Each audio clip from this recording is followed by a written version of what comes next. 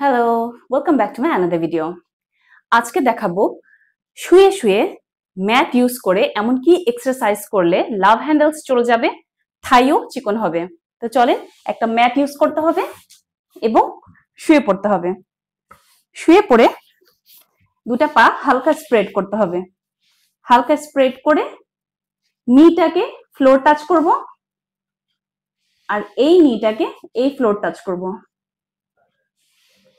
তারপর এইভাবে একটার পর একটা করব।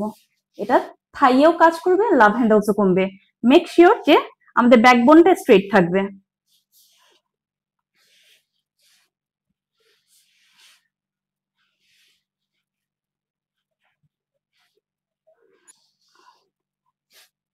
এই নিটা ফ্লোরে টাচ থাকবে, তারপর আবার উঠিয়ে অপোজিট নিটা ফ্লোরে টাচ করব।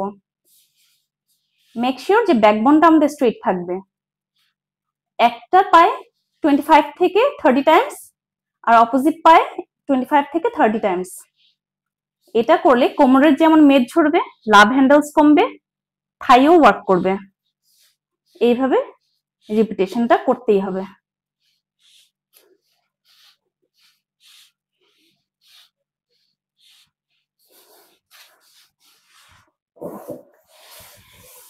এই ওয়ার্কআউটটা আপনি যদি 1 মাস করেন, 1 মাস পরে আপনি দেখবেন আপনার লাভ হ্যান্ডেলস নাই, লোয়ার অ্যাবডোমেন নাই, এবং হিপ লাইনও অনেক সুন্দর হয়ে গেছে।